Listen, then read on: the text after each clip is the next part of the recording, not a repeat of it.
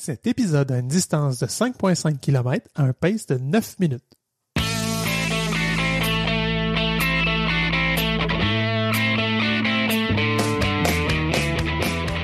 Salut, c'est Coach Bill. On est de retour pour une saison 3 de Coureur.io dans une formule renouvelée. Ici Coach Frank. Évidemment, on poursuit notre mission de vous accompagner dans votre pratique de la course à pied, en étant pertinent, mais surtout en ayant bien du fun. Allô, moi c'est Coach Isa, je suis la petite nouvelle qui se joint à l'équipe. Mets tes souliers, prends tes écouteurs parce qu'on part pour une belle course ensemble.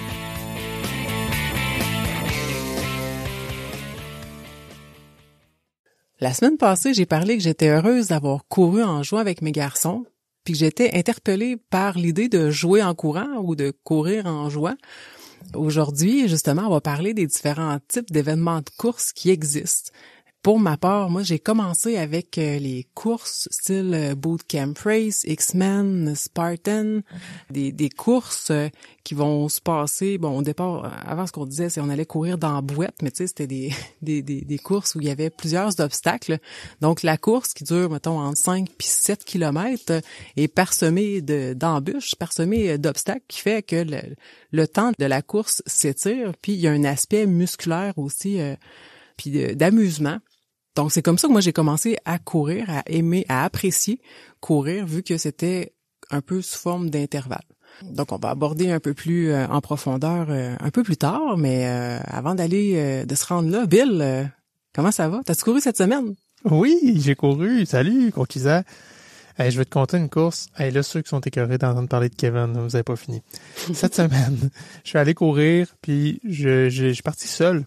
Piste cyclable, c'est comme un go-to, là, une facile, elle est ouverte, je suis content, ça faisait longtemps que j'avais pas couru sa piste cyclable, tout l'hiver, fait que là, j'en profite un petit peu plus. Je passe à la piste cyclable et je vois, premièrement, j'ai croisé Hélène, une ancienne demoiselle bénévole, j'étais content, on s'est tapé dans la main.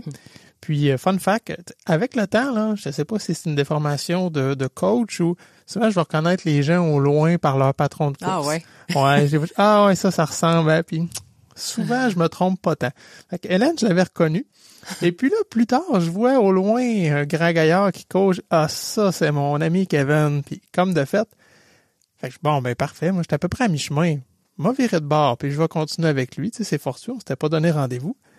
Comme j'arrive juste à côté de lui, j'amorce mon demi-tour et il me dit « Je pars mon intervalle, bye », puis il est parti comme une balle. Honnêtement, quand il s'en venait face à moi, je me disais « Ah, qui est sage aujourd'hui, wow! Il y a une belle vitesse d'endurance, il s'en vient tranquillement. » J'ai compris après. Fait que OK, bye-bye. Pas courir avec ton chum. Après coup, je me dis, ben pourquoi pas? Tu sais, j'avais pas de plan spécifique cette journée-là. J'aurais très bien pu partir avec. Mais bon, je me laisse fait préparer puis j'ai juste continué mon chemin.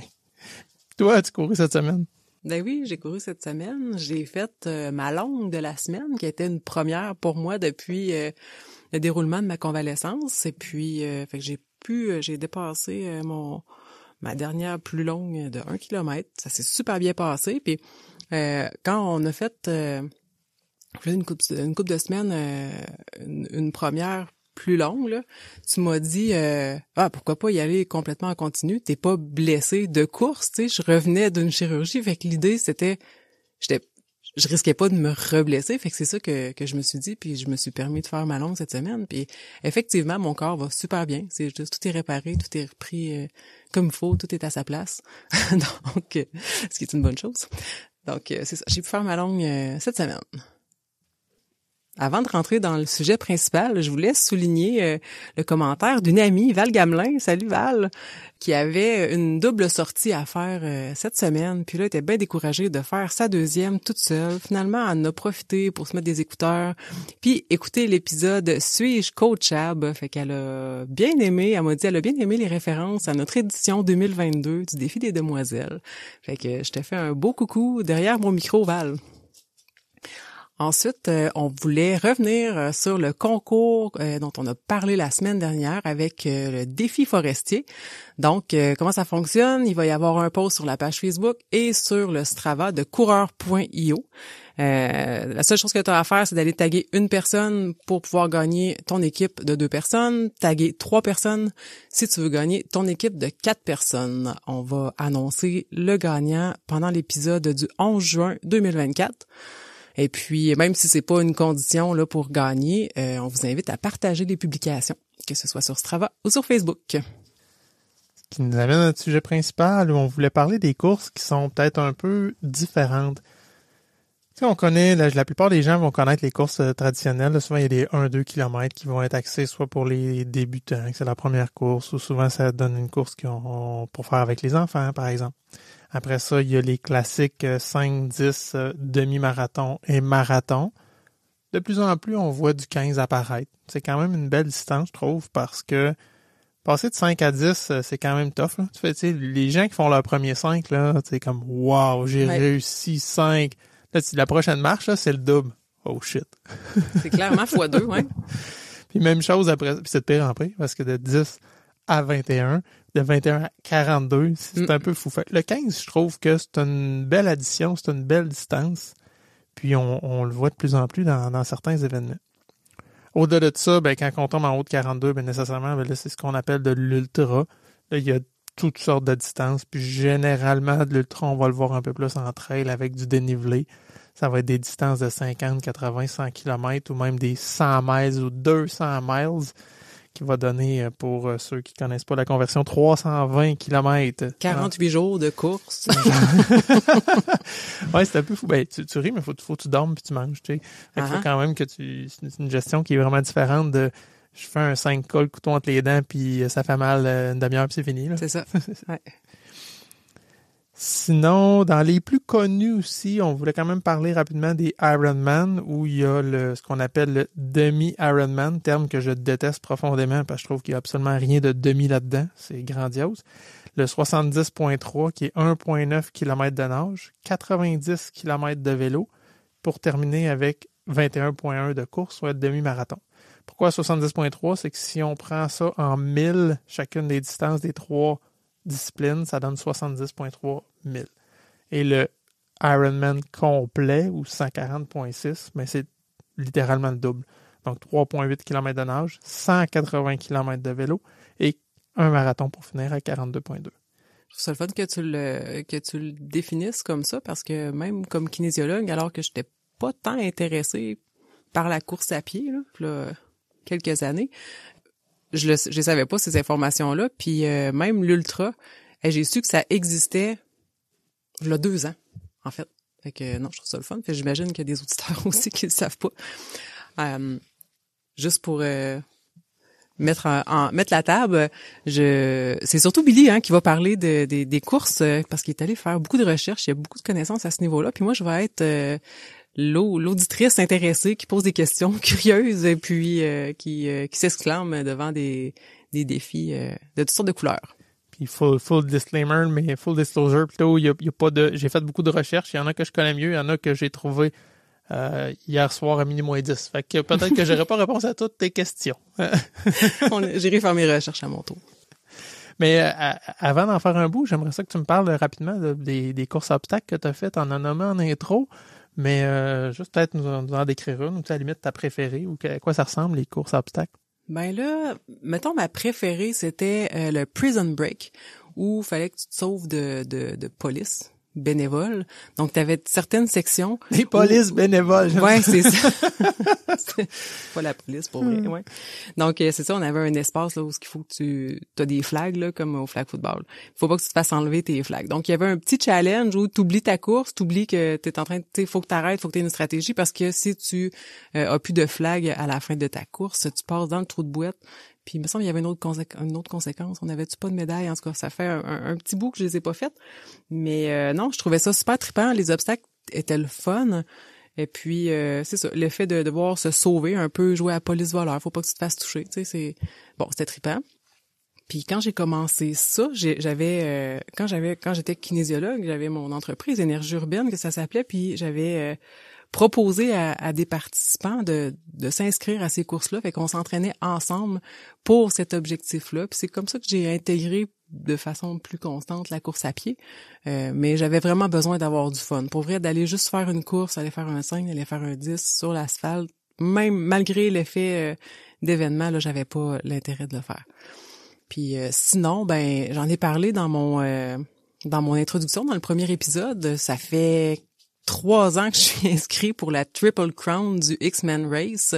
Donc, j'ai payé ça. On est tombé en COVID. J'ai pas pu aller faire mes courses. Puis, X-Men Race, les obstacles sont attrayants, tu sais, sortir un peu de sa zone de confort, pas trop. Fait être capable de les réaliser, mais quand même avec un certain niveau de difficulté. Quand c'est trop facile, au final, ben, tu te dis, bon, mais ça fait juste retarder ma course. Fait que X-Men Race que je vais essayer de faire tout au long de l'été. Tu dis ça, puis tu me rappelles que mes premières courses, ça a été ça aussi. Moi, j'ai fait les Spartans, j'ai fait un Spartan Sprint, puis un Spartan Super qui est un peu plus long finalement. Le Sprint qui est 5 km-ish, puis le Super qui est genre un 10, là, mais il n'y a rien de juste là-dedans, là, avec 10 et 20 obstacles, là, quelque chose comme ça. Là, il y en a qui étaient assez tough aussi. Là. Ouais. Puis si tu le réussis pas dans un Spartan, l'obstacle, pénalité de 10 ou 20 burpees. Oui, c'est ça, une conséquence. Ouais, des putains de burpees là, dans la bouette, dans une côte de ski là, ou dans le sable. Effectivement. C'était tough. Je me rappelle un bootcamp que j'avais fait, puis c'était le double d'obstacles. Je pense qu'il y avait 50 obstacles, puis pour vrai, là, à la fin, j'avais plus de bras, plus de jambes, puis je me disais, je vais les contourner. C'était juste rendu insupportable. C'est le fun des obstacles, mais là, il y en avait pas mal. Hey, j'ai le goût de rappeler un peu le défi forestier. Tu l'as nommé, on a fait un épisode complet la semaine passée avec Amy et Thomas. Juste rappeler que ça aussi, c'est une course qui est justement particulière. C'est un peu ce qui m'a donné l'idée de l'épisode qu'on est en train de faire. Eux, c'est une course qui se déroule sur 4 heures avec 10 sentiers où il faut aller puncher une carte au bout du sentier, une balise, et revenir pour obtenir ses points pour repartir à un autre sentier. L'idée, c'est de choisir comment on investit notre 4 heures, finalement, où on va pour aller chercher le plus de points possible. Est-ce qu'on prend les sentiers plus difficiles qui, on s'attend à ce qu'ils valent plus cher, qui donnent plus de points, ou des sentiers plus faciles qu'on peut faire peut-être plus rapidement, mais qui vont donner moins de points? Fait qu'il y a un côté aussi ludique, stratégique là-dedans là, que je trouvais quand même cool. Quand on a parlé la semaine passée, ça me faisait penser, moi j'aime ça faire des défis évasion, là, où tu rentres dans une pièce puis tu as 1 heure pour résoudre des énigmes puis te faire une stratégie pour traverser ça. Fait qu'il y a un petit peu de ça, je trouve ça vraiment trippant. Un autre épisode qu'on a fait avec Eric sur le défi de la tortue qui se passe à Grand-Mère en Mauricie. Défi de la tortue, il y a un volet 6 ou 12 heures, il y a un volet solo ou en équipe. Et puis, par exemple, Coach Frank et moi, on avait une équipe de 4 les 2 dernières années où ça commence à 6 heures le matin, ça finit à 18 heures. Il y a un parcours d'à peu près 800 mètres, qui est une boucle de 800 mètres dans un parc asphalté. Et puis, l'idée, c'est de faire le plus de tours possible. Peu importe la stratégie. Ça peut être quelqu'un là sur 12 heures. Je pourrais dire, moi, je pars, je fais 3 heures non-stop, je m'assois le reste du temps, l'autre fait 3 heures. Nous, notre stratégie, c'était de faire 15 minutes à l'heure pour y aller très rapidement puis se reposer 45 minutes. Mais c'est même pas obligé d'être égal. Là. Quelqu'un pourrait courir 1 heure, l'autre court 10 minutes, puis je rembarque 1 heure. Là. La seule règle, c'est d'avoir un seul coureur de l'équipe sur le parcours à la fois. Puis le but, c'est de faire le plus de tours possible. Très, très familial, un petit événement. J'ai trouvé ça super cool. Fait que l'idée, c'est l'équipe qui fait le plus de tours, le plus de kilomètres. OK. Exact. Puis, quand je dis familial, là, c'est même pas technologique, c'est que c'est des marqueurs manuels. Fait qu'il y a une table avec des bénévoles. On est attitré à un ou une bénévole qui est là, qui est assis à la table toute la journée. Puis à chaque tour, on se fait un signe, on se parle. Fait qu'il se crée un lien, là, c'est vraiment... Aïe. OK. Ouais. Super. Je continue avec un autre épisode qu'on a fait avec Marianne de Gestev qui nous parlait avec Je cours Québec, là, qui parlait du marathon de Québec. Un de leurs événements, c'est le défi des escaliers qui se passe aussi à Québec, où il y a 4 distances, 19 kg, 14, 9, 4. C'est une course en autonomie parce que le parcours, ou en parcours urbain, le parcours n'est pas fermé pendant ce temps-là. Fait qu'on cohabite avec les gens, avec les piétons. Puis, il y a un mix avec Hauteville, Basseville à Québec. Donc, il y a beaucoup d'escaliers à monter ou descendre dans ces parcours-là. Il y en a un aussi, à Trois-Rivières, un défi des escaliers. Le défi des escaliers SP. Pour la sclérose en plaques, je crois. Hein? Pour la sclérose en plaques, effectivement. Puis, différentes distances, 1 km, 5, 12, 17. C'est un super beau parcours partout à Trois-Rivières. Puis, on passe... par plusieurs escaliers. C'est sûr que c'est pas un gros escalier, là, mais tu fais tous les escaliers, puis après, tu reviens au point de départ, là. Donc, c'est super trippant. Un autre que je veux parler, mais le défi de la tortue, ça s'apparente un petit peu à ça. On en a parlé dans les épisodes. Coach Frank a fait événement privé de Backyard Ultra. Je rappelle qu'est-ce que c'est. Un backyard, c'est que il y a plusieurs personnes qui s'alignent au départ. C'est une boucle de 6,7 km qui est à faire et il y a 1 heure pour faire cette boucle-là. Non, 1 heure, 6,7, c'est quand même relativement accessible. Le défi là-dedans, c'est qu'à chaque heure, il y a un départ. Il faut que tu t'alignes sur le départ pour pouvoir continuer. Fait que si, exemple, ça commence à midi, on est toi, moi puis Frank, on part. Parfait. Moi, je finis en 45 minutes. Toi, tu finis en 39. Puis coach Frank, il est fusé, il fait ça en 30 minutes. Fait que lui, il a une demi-heure pour se reposer. Moi, j'ai 15 minutes. Puis toi, t'as 20 minutes. Sauf qu'à 13 heures, on repart les trois. Puis là, on fait un autre 6,7. La même boucle toujours. OK. À chaque heure pile. Puis si, exemple, moi, OK, là, je suis plus capable après 6 boucles, par exemple. Fait que 6 x 6, j'ai quand même fait 6 x 6,7. Là, fait que je fais une quarantaine de kilomètres déjà. Là, j'ai OK, c'est beau, moi, je continue pas. Fait que vous deux, vous continuez. Jusqu'à temps qu'il y en ait juste un qui fasse une dernière boucle. Fait que c'est un last man standing. Puis je n'ai parlé dans un épisode récent, le record, et là, je vais de mémoire, là, je pense que c'est 102 loops. Donc, puis le gars, il est tout seul. Ah ben non, quand il est tout seul, ouais, c'est ça. À 101, il y avait encore 2 personnes. Okay. Donc, 2 personnes qui ont fait 101 tours, donc 101 heures. Ça peut être long. Puis il a fait une 102e heure. Ça fait 5 jours. Quand même. Ça, c'est 5 jours non-stop. Un peu fou. Un peu fou. Il existe aussi une autre course mythique. Là, vous allez voir, après ça, on tombe là, dans un peu plus bizarre, là, mais là, on est encore un peu dans le semi-traditionnel. C'est encore acceptable. Ben oui. Acceptable, je suis pas sûr. OK, celui-là. le Barclay Marathon, ça, c'est complètement cinglé. C'est une course de trail qui a été inventée par un gars. Ça se passe au Tennessee. Et puis, écoute, juste s'inscrire, c'est compliqué. Là. Il y a pas de site web, il y a pas de... Faut que tu envoies une lettre, puis c'est pas clair. Faut que tu sois un peu initié pour comprendre comment t'inscrire. Puis si c'est ta première inscription, ta première fois, quand tu arrives, il faut que tu amènes une plaque d'immatriculation de voiture de ta région du monde. Okay? Plus, je pense que ça coûte style 1,61 s'inscrire. C'est ridicule. Là. Tout est bizarre là-dedans. Et puis, tu as des objets à amener. Mettons, il y a une année, l'organisateur de la course dit « Ben, moi, je veux des t-shirts blancs. » Fait que là, tout le monde devait amener des t-shirts blancs, puis c'était pour lui. Là. Puis là, pour arriver à la course, donc ça, la course, c'est au Tennessee, en forêt. C'est une course de 100 000 en théorie. C'est une boucle de 20 000. Okay? 20 000, ça veut dire 32 km.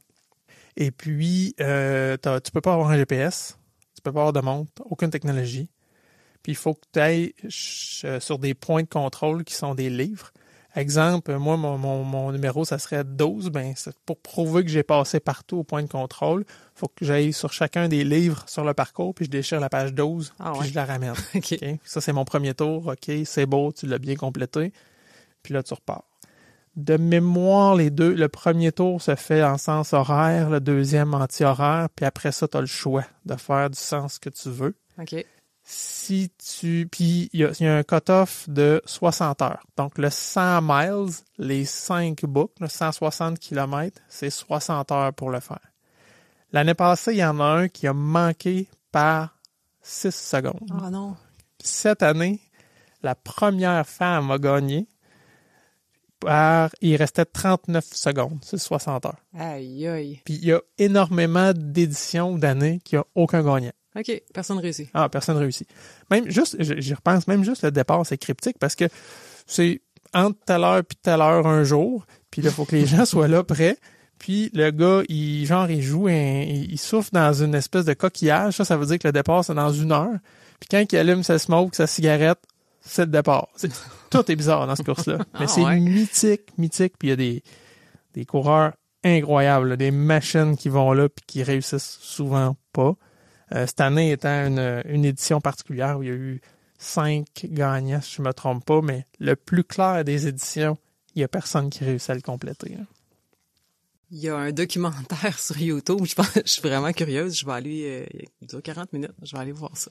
Ouais, puis sur Netflix, il y avait un film aussi, Barclay, je sais pas s'il est encore sur Netflix, mais il existe, le Barclay Marathon, effectivement, où il explique, il y a un super beau documentaire sur cette course-là Oui, c'est intéressant. Puis on suit un peu les coureurs. Il date de quelques années, mais ça explique super bien le concept qui n'a pas du tout changé, là. Puis mettons, ça t'interpelle-tu, toi? Pour l'affaire? Non. Ah non, ok, c'est pas ton... Ah non. Non, ben en fait, c'est pas tant l'événement comme tel. Je trouve ça, tu sais, y assister, je pense que ce serait cool. Aller voir, là, puis être là, puis le vivre, ça va. Là, je pense juste à l'entraînement qui vient que ça. Ouais. Je fais comme, non, j'ai juste trop d'intérêt dans plein de choses dans la vie pour mettre les efforts puis les heures nécessaires à réussir un événement comme ça. Toi, ça t'intéresse-tu? Le style, moi j'aime ça, les choses un peu qui sortent de l'ordinaire, là, mais comme tu dis, aller assister puis aller voir comment ça se passe, mais le faire, non, c'est sûr que non. Est-ce que tu sais c'est quel le marathon le plus cool au monde? Non, mais je sens que je vais le savoir. C'est le marathon du pôle Nord. Ah! Ils l'ont appelé le Coolest Marathon. Ah non, le jeu de mots! Et Okay. puis, c'est tout organisé, là. Faut que tu prennes un avion, puis un point de contrôle, puis évidemment, t'as des équipements particuliers que t'es obligé d'avoir pour ta sécurité, etc. Puis, ouais, fait que c'est ça. Il y a un marathon qui existe au pôle Nord. Eh ben. Dans les endroits bizarres aussi, où il y a des marathons. Ça, là, il m'a honnêtement surpris. Il y a un marathon qui s'appelle le DMZ Peace Marathon, qui est, DMZ, c'est une zone démilitarisée. Okay. C'est vraiment comme des espèces de zones tampons de paix, souvent des pays en guerre. Et puis une zone où il n'y a rien, là. Personne n'occupe. Puis il y en a une importante, une grosse zone démilitarisée entre les deux Corées. Donc entre la Corée du Sud et la Corée du Nord. Puis j'ai appris qu'il y a un marathon qui se passe là. C'était un peu bizarre, là, parce que je sais pas à quel point ils vont dans la zone démilitarisée, mais c'est comme ça que ça s'appelle. Okay. Parce que de chaque côté de ça, t'as quand même des armées qui sont là, qui gardent, là, pour pas que les gens traversent entre les deux Corées. Là. Effectivement. Fait que non, je trouve ça particulier. Puis dans le prix de présence, là, des fois, on a un petit lunch, une pomme puis une médaille, mais les autres, c'est 2 kilos de riz. Ah, c'est pas... Tant que tu fais pas le marathon avec ça sur le dos. Non, je pense c'est après qu'il te le donne. Avec ta poche de... C'est ça. C'est très bon. Hey, why not? T'as-tu une course d'ailleurs, toi, que t'as eu un prix ou un gugus bizarre à la fin? Hey, je peux même pas te répondre oui. Écoute, non. Rien de très qui sort de l'ordinaire. Puis toi? Ben non, je pense à rien de bizarre, mais je me rappelle des médailles de Spartan qui étaient quand même incroyables. Là. Les médailles Spartan Race étaient super belles, puis t'avais la médaille, plus t'avais un tiers de médaille qui était accroché après. OK. Ce qui fait que le but, c'était de faire ce qu'on appelait une trifecta. Si tu faisais un sprint, un super, puis un beast dans la même année de calendrier, ben là, tu pouvais réunir, c'était aimanté, les 3 tiers de médailles. Ça faisait comme une grosse médaille quand tu les réunissais ensemble. Le marketing de ça, j'ai trouvé ça génial. Là. Effectivement. Ça te donne envie d'avoir tes 3 morceaux. T'es avais-tu? Non, j'en ai 2. J'en ai 2. J'ai sprint super, mais c'est juste lettre. Tu sais, c'est deux bouts qui tiennent à peu près ensemble. Ah. Mais te la donné d'emblée, effectivement, tu dis, ah ouais, ça m'a passé par la tête. Là. Ben là, c'est sûr. C'est sûr. Tu dis, faire un beast, c'est 25 km avec 60 obstacles. Enfin, dans le même, je suis comme, j'étais pas en forme tant que ça, ce temps-là. En plus, là, je m'étais fait embarquer dans ces années-là par des amis. J'ai trippé, là, mais j'étais pas aussi en shape, maintenant. Ouais. L'effet performance était peut-être moins là aussi, là, une couple d'années, je sais pas à quel point, là. Moi aussi, c'était juste pour le plaisir, là. Mais là, je sais que c'est vraiment, il y en a beaucoup qui le font pour performer dans ces courses-là. Ah, il y en a, tu sais, nous, on était une gang, puis on marchait ça, puis on marche course, là, tu sais, puis on allait faire les obstacles, mais honnêtement, il y en a qui courent ça solide, là, très, très rapide, effectivement. Ouais. Puis quand je me suis inscrite justement pour mes courses de X-Men Race, tu peux t'inscrire comme dans la catégorie, tu sais, tu viens de classer, là, t'as le volet élite, puis t'as le volet compétitif. Fait que là, l'idée, c'est de se qualifier pour un championnat OCR de course à obstacles. Je sais pas si tu connais ça. Oui. Okay. OCR, c'est Obstacle Course Racing. Fait que t'as les mondiaux, effectivement. Fait que tu peux accumuler des points dans certaines courses qui te permet de qualifier pour aller aux mondiaux. OK. Fait que X-Men permet ça, mais une autre qui est une course à obstacles, ça te permettrait pas. OK. Pas nécessairement. Je pense que c'est ça. Il y en a certaines qui sont qualificatives. Tu me rappelles, j'ai fait aussi pas trop loin ici, en Mauricie, Rushwood, qui était quand même populaire. Là. Ouais. Puis il y avait un volet qui appelait... Il y en avait 2, là. Il y a mission, je pense, là. Tout était autour de l'armée, soldats, etc. Puis il y avait un volet mission qui était un peu leur élite ou un peu plus pété. Puis il y avait toujours quelque chose de bizarre, là. Je pense que il y a une année, c'est que fallait que tu partes avec une bonbonne de 20 livres de propane. Elle était vide, là, mais tu sais, ça pèse quand même, je pense, 18 livres à peu près vide. OK. Fait qu'il fallait que tu traînes tout le long. Fait que à travers la course puis les obstacles, fallait que tu traînes ta bonbonne du début à la Challenge. fin. Déjà que ça en est un challenge. Aïe, aïe, OK, quand même. Fait que, ouais, dans le bizarre, là, il y a ça. Un autre... hey, là, je t'amène quelque chose d'un peu plus scénique, là, peut-être connu quand même, mais il existe un marathon sur la muraille de Chine. Littéralement. Oh. Fait que ça doit être hallucinant. Puis il n'est pas facile parce qu'il y a quand même 5000 marches à monter ou descendre. Là. Wow. Hey, ça doit coûter un bras, par exemple. Ah, je sais curieuse pas. de voir. Tu t'inscris à ça, là. Mais c'est une expérience d'une vie, là. Tu sais, ça fait longtemps que tu t'entraînes, puis tout. Tu te dis, hey, je vais faire mon marathon sur la muraille de Chine. Ça me tenterait peut-être. J'étais pas tant willing pour le marathon, mais celui-là, peut-être. Ah, j'avoue. Les marches, moi, j'avoue que les marches me rebutent. J'aime pas les marches. Les escaliers, ça m'attire. Ah non, ouais. 0. Ah, ouais, mais ça, c'est tes quads. Ah, ah! Mais muraille de Chine, ouais, peut-être, j'avoue. Ça doit être impressionnant, quand même. J'ai trouvé une course assez particulière où c'est une course en groupe, mais contre un train. OK. Il y a un train qui part, puis le train roule à peu près à 14 km/h. La course dure 13 km. OK, fait que ça prend pas tout à fait une heure, ça, on fait le calcul. Et puis, ça, si je me trompe pas, là, c'est 4,15 du kilo. OK? Fait qu'il faut que tu suives le train parce que à certains endroits, il faut que tu traverses, mettons, d'un côté ou de l'autre du train. Fait que la route va passer sur la voie ferrée. Puis fait que pour continuer, il faut que tu passes avant le train. Fait que si tu suis pas le pace, ben t'es là puis t'attends que le train passe. Faut t'attendre que le train passe au complet pour pouvoir continuer parce que la route passe à travers, mais à plusieurs points sur le parcours. OK. Puis là, dis, mettons, le train te ramasse si tu cours pas assez vite. Mettons, tu traverses en même temps.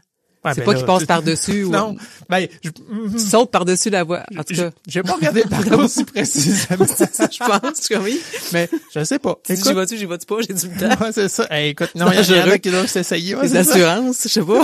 Pour moi, c'est par-dessus ou en dessous. Ben, on voit ça en ville, des fois, des trains urbains qui passent là, directement dans la rue. Puis, on pourrait, à course, dire, hey, j'y vais pareil. Là, on suit le train. Ouais, c'est ça. Mais j'avoue que là, dans une course organisée de même, il y en a qui prendraient peut-être du risque un petit peu plus que juste en ville. Là, non, mais c'est assez rapide, là. Mais je trouvais ça spécial. Ça sort d'ordinaire. Dans le même thème, une qui est peut-être un peu plus connue, c'est une course. Red Bull ont énormément d'événements sportifs. Tu sais, oui, comme on dit de la F1 depuis quelques années, même plus qu'une équipe, mais ils ont toutes sortes de patentes, là, des courses de boîte à savon, des courses, tu te montes un espèce d'engin volant que tu pousses au bout d'une rampe, c'est celui qui va le plus loin, mais c'est tout le temps des affaires de débiles, là. Du cliff diving, des compétitions là, de saut sur le bord de des falaises dans l'eau. Ils ont énormément d'événements sportifs éclectiques, disons, là, que tu vois pas normalement. Puis au niveau de la course, il y en a deux. Un, je vous parle tout de suite, l'autre, on va en parler plus tard. Le premier, c'est le plus gros, le plus connu, c'est Wings for Life. Wings for Life, c'est pour la recherche sur les maladies spinales, tout ce qui est au niveau de la colonne vertébrale. Fait qu'il y a une cause derrière ça. Okay. Et puis, le concept, c'est que ça part en même temps partout dans le monde. Fait que dans plein de grandes villes du monde, il y a un départ. Fait que, exemple, hey là, va pas me fact-checker sur les time zones, là, je m'essaye, là, mais mettons, à Montréal, ça part à 6 h du matin, mais à Calgary, il va être 3 h du matin, puis à Vancouver, à 2 h du matin, tu comprends? Mais tout le monde part en même temps. Fait qu'il y en a qui font ça en pleine nuit, d'autres en plein jour, d'autres le soir. Dans les grandes villes du monde, tu peux le faire maintenant en virtuel là, avec ton cell, mais dans les grandes villes, plusieurs grandes villes du monde, c'est qu'il y a un pacer car, une espèce d'auto qui part. Puis tout le monde part à la course et 30 minutes plus tard, la voiture elle part. Puis là, la voiture, elle part à 15 km/h. Puis elle n'arrête pas. Puis elle vient rechercher les coureurs. Quand la voiture te dépasse, t'es out, puis c'est fini. Fait que ça aussi, c'est un last man standing, si on veut, c'est qu'il va n'en rester qu'un seul. De mémoire, l'année passée, ça s'est gagné en 80 quelques kilomètres. OK? Hey, mais tu sais pas. Puis les deux qui restaient, là, ils étaient pas dans le même pays, là. Tu comprends? Fait que là, tu cours tout seul. T'es mais tout seul, ouais. Tu sais pas à quel point. Mais il y a quelqu'un à l'autre bout de la planète qui court aussi puis qui sait que t'es encore là. Fait que il y a une ligne de départ, mais il y a la ligne d'arrivée, tu sais pas est où. Toi, tu finis ta course, 30 minutes, ça veut dire que tu fais, mettons, 3, 4, 5, là, dépendamment. Là, à peu près n'importe qui va faire ça, un 3, 4, 5 km. Mais là, après ça, tu sais que la voiture s'en vient, le temps qu'elle te rejoigne fait que c'est pas après une demi-heure, là, elle a un temps pour te rattraper. Fait que tout le monde a quand même un bon début de course, c'est intéressant. Puis là, après ça, ben, ça commence à tomber là, quand le véhicule te dépasse. Je trouvais ça nice, c'est quand même vraiment différent. Et je veux pas te couper dans ton air d'aller, mais c'est dans 14 heures qu'elle commence, cette course-là. Mais là, aujourd'hui, là... Ah, on enregistre, on est 4 mai. Ouais. Puis là, c'est ça. Ah, ben c'est OK. Je savais pas que c'était là. 14 heures, c'est bien. Mais là, c'est... Ah non, c'est vrai, ça commence pour tout le monde dans 14 heures. Mais c'est donc bien... Fonctionne près de chez vous. Ah, c'est bien plate qu'on n'ait pas enregistré avant. Le monde aurait peut-être pu participer. Il y en avait une à Toronto, de mémoire, il y a quelques années. Puis je crois qu'au Canada, maintenant, il n'y a que Vancouver. Par contre, s'il y a moyen de la faire, comme je dis, en virtuel, avec ton cell, là, malheureusement... Oui, mais t'as pas de camion qui arrive en arrière de toi, tu sais. Tu peux pas le voir de loin, tu fais « Vite, tu sais. » Ah, j'aurais aimé ça pour vrai. Ça, c'est un petit challenge. C'est le jeu que j'aimais bien. Ah, tu vois, on vient de trouver ton petit côté... on a touché ton petit côté ludique. L'année prochaine, peut-être. Un peu dans le même genre, avec une espèce de temps de fin là, contrôlé bizarrement, là. Il y a une course en Nouvelle-Écosse qui s'appelle Not Since Moses, donc pas depuis Moïse. Et puis, ce qui est bizarre, c'est que ça se fait sur une course qui se fait à marée basse. Puis, à une certaine période de l'année, au mois d'août, la marée est vraiment, vraiment basse pour un certain temps. Puis, ça dévoile une certaine partie qui n'est pas accessible autrement. Puis, tu peux faire un 5 ou un 10 km, mais tu dois absolument le rentrer à 1h15. C'est donc bien hot, ça. Sinon, tu te fais ramasser. Puis, la manière que j'ai vue, là, selon les berges, la géologie, c'est que tu serais comme pris, là. C'est pas juste ah non, je vais remonter sur la plage. Non, c'est comme des espèces de falaises. Là. Fait que quand la marée revient, faut plus que tu sois là. OK. Puis c'est boiteux puis tout, fait que c'est un fond marin, c'est pas si dur là. OK. Mais ouais, avec ça j'ai trouvé ça extra cool. Puis même l'heure de la course de début est pas annoncée encore à ce jour parce que ça va comme dépendre des marées. Ah ouais. Ouais. Mais tu sais, c'est drôle hein parce que tu sais t'as quand même un niveau de difficulté puis de risque pour ta santé puis pour ta vie là. Tu sais, je pense à tu sais je le nommerai pas mais un marathon où ce que t'as comme un 4 roues qui suit la gang puis si il te dépasse, faut que t'embarques dans le 4 roues, faut que tu termines, faut que tu donnes ton dossard pour c'est une question d'assurance. On s'entend-tu que sur l'asphalte, il y a comme pas grand risque, alors que eux vont faire ça, puis que la marée peut te ramasser. En tout cas, je dis ça de même, là, mais on n'a pas les mêmes quantifications du risque. Hein? Non, j'avoue. Je reviens dans le semi-classique, là, mais il existe aussi des espèces de courses combinées. Entre autres, à Ottawa, ils ont le défi 17-36-57, qui est comme une combinaison de courses. Là. Il y a un des plus populaires étant le 36, où c'est de faire le 5, le 10, puis le demi-marathon. Le 5 kg est à 3 heures le samedi après-midi. Le 10 est à 18 heures le samedi. Puis le demi-marathon part à 9 heures le dimanche matin. Le 57 étant 5-10, marathon le lendemain. Honnêtement, moi, là, ça, il y en a plein qui m'ont demandé « Hey, ça te tenterait-tu? » La réponse, c'est non. Je fais le marathon, puis c'est bien correct. Ouais. Je trouve ça trop débile de faire les trois. C'est pour vrai. Puis pour moi, dans ma tête, puis là, manque de sagesse, appelle ça comme tu veux, si je me mets sur la ligne d'un 5 km, c'est sûr que les fils se touchent, puis je pars ça à fond. Surtout le premier. Tu fais ça avant ton marathon, c'est ça? T'as pas rien des jambes, là? C'est ça. Fait que là, de dire, je vais faire un 5 pépère, parce que je sais que j'ai un 10 à soir, puis un marathon demain matin, je serais pas capable. J'aurais beaucoup trop de misère. J'aime mieux pas le faire, puis avoir une stratégie plus standard, disons, puis faire que le marathon, ou que le demi, ou que le 10, par exemple. Mais l'enchaînement, là... Ouais. Dans le même genre, il y a une coche en haut de ça. Il y a Disney, au mois de janvier, qui organise à peu près la même chose. Puis, ils ont un 5, un 10, un demi, un full, mais ils ont aussi le Goofy Challenge, qui est de faire le demi-marathon et de faire le marathon le lendemain. Puis, ils ont le Dopey Challenge, qui est de faire 5, 10, demi, full. Donc, les 4 distances, mais sont sur 4 journées différentes. OK. Ouais, quand même. Quand même, c'est ça. Parce c'est que tough. Tu récupères, là. Ouais. Quand t'arrives à ton marathon, là, t'as quand même 36 km dans les jambes dans les 3 derniers jours, là. Et ça se passe, toutes ces courses-là se passent à 5 heures du matin. OK. Parce que tu cours sur les parcs thématiques, puis il faut que tu cours avant l'ouverture. Ah ouais. Ah. Sauf que tu vois un peu l'arrière-scène, puis tu sais, il y a des personnages qui sont là, il y a de l'attraction, tu sais, c'est vraiment, c'est pas mort, là. C'est pas parce que le parc est pas ouvert, c'est juste qu'il est pas ouvert au public, puis les visiteurs sont pas encore dans le parc thématique, mais il y a de l'animation tout le long, puis tous les personnages de Disney sont là tout au long du parcours quand même. Mais c'est quand même très tôt, là. Puis les 4 jours, si tu fais le gros challenge, là. Il fait moins chaud. Quoique en Floride, en mois de janvier, c'est frisqué. Non, effectivement, ça n'a pas rapport. 5 heures du matin, c'est tôt. Mais ça doit être le fun, ça doit être trippant, par exemple.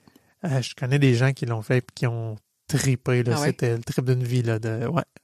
Il y en a qui le font déguiser en princesse, hein. Oh, Ouais. oui. Oh.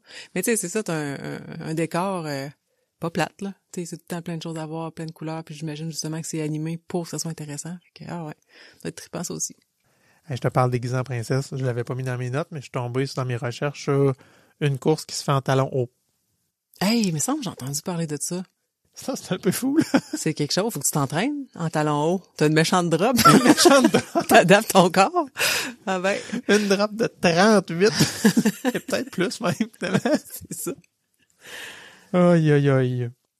Hein? Tu dois plus pouvoir courir avec des espades normales après. Ton tendon d'Achille est bien trop raccourci. Ça marche plus. C'est clair. Un autre un peu bizarre. Une course contre des chevaux. Okay. Où il y a quelques chevaux qui courent. Puis ça s'est ramassé à un moment donné jusqu'à... Ça a commencé au Royaume-Uni, ça. Puis ça a parti d'une gageure de 2 gars chauds dans un bar. Je pense que je peux courir plus longtemps et plus vite qu'un cheval. Puis ceci étant dit, hein, l'homme est une machine d'endurance puis est capable de clencher beaucoup d'animaux au niveau d'endurance. Pas nécessairement au niveau de la performance. Mais au niveau de l'endurance, on est très, très, très, très tough. Par contre, ça, c'est une course d'à peu près 35 km, puis il y a juste 2 fois que c'est l'homme qui a gagné. Les 24 autres fois, ça a toujours été le cheval. Hey, je t'amène dans la bouffe. Tu sais comment j'aime la bouffe, hein? OK, ouais, vas-y. Mon équipe du défi de la tortue, là, s'appelle Run to Eat. OK. Ouais. Les gens me disent, toi, tu cours, tu dois pas manger ça de la poutine. Hein? Ben oui, je cours pour en manger de la poutine, je veux dire.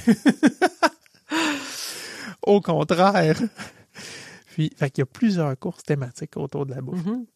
Je commence par une semi-bouffe, là, mais qui est quand même assez... c'est pas une course, c'est un concept de course. C'est un beer mile. Le beer mile, ça se fait généralement sur une piste d'athlétisme. Piste d'athlétisme à 400 mètres. Un 1000, donc 1,6 km, c'est 4 tours d'une piste d'athlétisme. Okay. Ça va donner ton 1000. Mm-hmm. Pour cette course-là, c'est que tu arrives avec ton 4-pack de bière. Et puis, avant de faire chacun de tes tours, tu dois caler une canette de bière de ton choix. OK. Puis ça compte dans le chrono. OK. Fait que là, tu cales ta canette de bière, tu pars faire un tour. Quand ton tour est fini, là, je sais pas si t'as-tu déjà calé une canette de bière? Non, ça court pas bien, là, c'est sûr. T'as l'estomac bien plein. Ça broue, là. Ouais. Je veux dire. C'est pas parfait, là, ouais. Pas une gorgée, là. Non, pas complet. Une canette, là. Ouais. Fait que tu cales ta canette, tu t'en vas faire 400 mètres sprint. Après ça, tu cales ta deuxième canette, tu refais un 400 mètres sprint, fait que 4 fois comme ça. Fait que c'est complètement débile. Je veux dire, je sais pas comment tu fais pour pas être malade, là. Mais puis le record du monde, c'est un Canadien. Puis il a fait ça en 4 minutes 28. Ben voyons donc. 4 minutes 28. Ça me prendrait ça juste caler une bière. Je n'avais même pas couru encore. Ah ouais. Hey, juste faire 1,6 km en 4 minutes 28. Non, c'est clair. C'est plus que 4,30 kg, là. C'est 1,6 km. Là. C'est complètement débile. Puis lui, là-dessus, il a calé ses 4 bières. Ah. Une machine du talent canadien. Il y a aussi le Bacchus Marathon, qui, évidemment, au lieu d'être de l'eau sur le parcours, c'est du vin que tu peux boire. OK. En chemin. Pourquoi pas? Uh-huh. Il y a, dans un autre épisode, dans Parcours d'auditeur avec Geneviève, elle avait parlé de la course de Blurch. Le Blurch qui est une espèce de petit chérubin gras qui t'incite, comme l'ange puis le démon sur ton épaule, là, puis qui t'incite à laisse faire, va pas courir, mange donc un petit chip à la place, écoute d'un autre épisode. Et puis ça part c'est un dessinateur de BD justement qui avait créé ça, puis il a créé une course aussi de Blurch qui se passe dans le coin, si je me trompe pas, de Washington. Et puis, tout le long de la course, dans les stations de ravito, ben, c'est du gâteau, des bonbons, des jujubes. Il y a des divans pour arrêter puis t'asseoir. OK. Puis, évidemment, les gens se déguisent aussi. Là. Ouais. New York a sa New York Pizza Run, où qu'à la fin, ils donnent 2 points de pizza. Mm-hmm. Ça va être bon, par exemple. Effectivement. Pas une pizza salée. Avec une là. petite bière. Ouais, il me semble que ça finit bien. Il y a la série de courses Hot Chocolate. Il y en a plusieurs villes aux États-Unis où il y a du chocolat chaud, mais aussi à la fin, ils donnent une petite mini fondue au chocolat. Fait que t'as ton petite coupe de chocolat fondu avec une banane, des fruits, quelque chose comme ça. Ouais, C'est comme c'est bon, ça. la collation d'après-course. Pourquoi on fait pas ça par ici? Je sais pas, hein. Caroline, on en invente-tu? Moi, On en fait. Moi, je serais inscrit dans ces affaires-là avec de la bouffe, c'est sûr. Ça te tente pas de les organiser? Ah, je sais pas. Ouais, c'est ça. C'est trop, hein? J'en ai une dernière pour toi, Ah oui? pour la bouffe. Il y a la course Krispy Kreme. Je sais pas si vous connaissez les courses, pas les courses, mais la bannière de bang Krispy Kreme. Ouais. Le bang original au miel chaud. Oui, c'est ça. Là. Ah. Ouais. Ben, pour cette course-là, c'est qu'il faut que tu cours 2,5 miles. Là, j'ai pas le calcul en tête, là, mais ça donne 4 kilos à peu près. Après ça, il faut que tu manges 12 bangs originales Krispy Kreme. OK. Puis tu refais le chemin inverse de 2,5 miles pour revenir. 12! 12! Oh! Hey, 2, ça tombe sur le cœur. Imagine 12. Écoute, c'est 2400 calories, 12 bangs Krispy Kreme. Tiens, tu crées ta course. Et plus. Et plus. Et Ouais, plus. effectivement. 2000, là, c'est des calories pour une journée et demie ou 2. Ça dépend. Quasiment. Ouais. Ouais. Ça, t'as sûrement déjeuné là-dessus puis tu vas souper. Là. Fait que, il y a beaucoup trop de calories. Oui, effectivement. C'est pas rentable. Non, clairement pas. Hey, dans des défis, je vous ai parlé tantôt de Red Bull. Il y a un autre course qui organise, c'est le Red Bull 400. C'est une course de 400 mètres. Là, pas long. 400 mètres, et on sait rien. Mais 400 mètres avec 140 mètres de dénivelé positif. OK. OK? C'est 37% la côte. Hi. Ça se passe dans une rampe de saut à ski. Ben là. Ah ouais. Tu sais ce qu'on voit aux Olympiques, là, la rampe qui descend, là, Oui. c'est un méchant pitch, puis au bout de ça, après ça, ils s'envolent avec leur ski. Ouais. Ben là, les coureurs la montent à l'envers. Aïe aïe. Hey, pour vrai, là, ça a l'air que c'est tough, là. Moi, j'en ai vu des vidéos sur YouTube du monde monter ça. C'est dégueulasse, là. Ça monte à pic, là. Le Red Bull 400, j'allais voir Ouais, ça sur YouTube. Red Bull 400. Fait que c'est ça. Puis il y a aussi, un peu dans le même thème, il y a des courses qui organisent, ils appellent ça 1 kilomètre vertical. Quand on compte le D+ d'une course, on va dire, mettons, cette course-là à 300 mètres de dénivelé positif, etc. Mais ça, 1 kilomètre vertical, c'est que c'est une course qui a 1000 mètres de dénivelé positif. OK. Tout simplement. Souvent, ça va se faire en montagne ou des fois, il y en a qui vont se le faire avec des montées-descentes juste pour aller chercher 1 kilomètre vertical en montée comme ça, par exemple. OK. Mais pour vrai, ça a de la rampe à ski, là. Ouf! Hey, t'imagines-tu les jeunes, là? Ça doit brûler. Ça doit brûler, c'est certain. Mais tu sais, c'est ça. Faut que tu sois capable de faire abstraction de tes sensations parce que c'est insupportable. Mais il y en a pour qui ça les dérange pas, cette sensation-là. Mais moi, ça me dérange, clairement. Ça les dérange pas. Ouais, c'est comme s'il y avait, c'est pas... tu sais, je fais le parallèle avec le tatouage. Il y en a pour qui ça fait super mal de se faire tatouer, puis il y en a d'autres qui font, voyons, je sens rien. Mais c'est juste une perception de la sensation. Tranche de vie, tranche de connaissance. Mm-hmm. Mais moi, c'est ça. Non, moi, ça m'affecte. Le brûlement là, d'un cuisse là, quand tu montes une côte. Là. Ouais. Ben, c'est comme on disait tantôt, tu sais, mettons un 5 km. Mettons un 5K, tu peux dire, j'y vais all out, là. Les poumons te brûlent, les jambes, ça fait mal, mais tu sais que ça durera pas, là. Fait que c'est un peu le même concept sur 400 mètres, j'imagine. Là. Ah, moi, vois-tu, je l'aime pas, cette sensation-là, que ça brûle, puis que j'ai l'impression que les poumons vont sortir à ma prochaine expiration. Non. Ouais, non, vois-tu, non plus, je trippe pas. Ça, où il y en a qui vont se rendre à avoir littéralement un goût de métal. Goût de sang, ouais. Un goût de sang, ou ouais. c'est ça. Souvent caractéristique goût métallique, mais c'est vraiment du sang dans la gorge. Pas trop souvent, cette sensation-là. Non, clairement, tu dépasses une limite quand tu vas là. Ouais. Mais ça vient d'où? Y a-tu quelque chose qui saigne quelque part? Je pourrais pas te dire. Il faudrait demander à un médecin. Je serais curieux. Mais le goût ressemble vraiment au sang. Fait que tu te dis, OK, on abîme-tu quelque chose? Je sais pas. Ouais, j'aimerais ça aller... on pourrait poser la question à quelqu'un à un moment donné. C'est clair, je garde ça dans le backlog. D'où ça vient le goût de sang quand on va trop loin et qu'on pousse trop fort? Hey, mais j'en ai compté beaucoup, là. Y a-tu d'autres événements, courses qui te viennent en tête ou ta course favorite, ton événement favori? Mon événement favori, ce sera le défi des demoiselles là, pour faire changement. Quelle surprise! Mais non, c'est ça, tu sais, non, moi c'est ça, c'est l'aspect émotif de la chose, là, c'est l'attachement que j'accorde aux personnes qui m'entourent, mon environnement, c'est ça, c'est trippant justement à jouer là, mais c'est ça, c'est encore mon coup de cœur. Mais il y en a une couple là-dedans qu'on a nommé. Peut-être que le marathon sur la muraille de Chine, peut-être que ça pourrait battre les demoiselles. Je vais inviter des demoiselles avec moi. En Chine. Wow. Chine. On prend un petit peu d'organisation, ça aussi. Ouais, c'est ça. On fait un en Chine, qui embarque? Ben, tu ris, hein, demoiselle, c'est drôle, on n'en a pas parlé, puis c'est quand même une course particulière, là, parce que c'est 10 fois 10 km en 4 jours riches. C'est du mercredi au dimanche, matin, midi, là, c'est même pas 5 jours. Puis les filles vont faire 10 fois 10 km à peu près une fois aux 12 heures de jour, de nuit.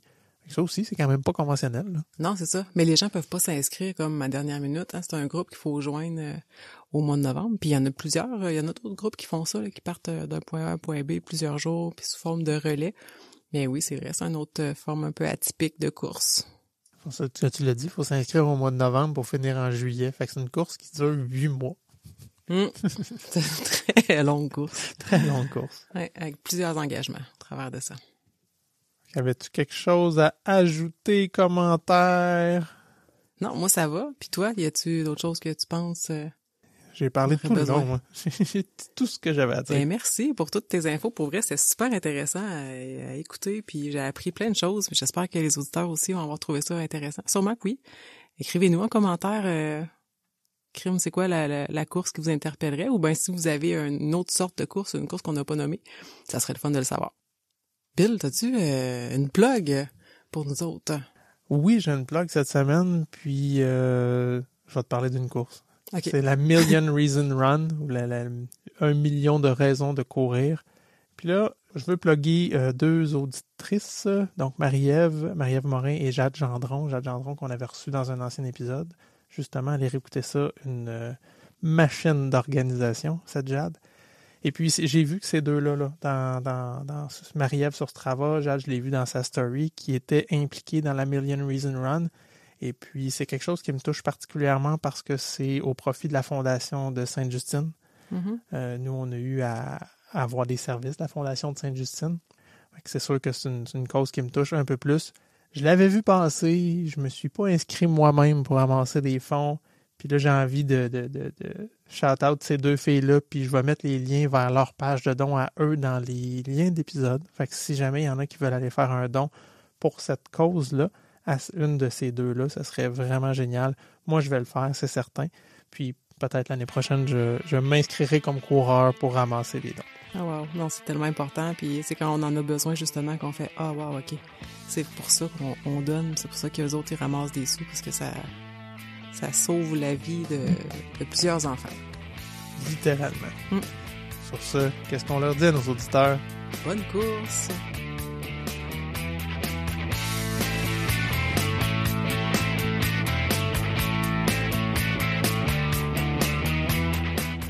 Ici Coach Frank. Avant de vous quitter, si vous avez aimé cet épisode, une bonne façon de nous aider, c'est de partager cet épisode avec un ami. Bien sûr, vous inscrire au podcast, nous laisser un review 5 étoiles et un commentaire sur Apple Podcasts ou Spotify serait énormément apprécié. Hey guys, like and subscribe.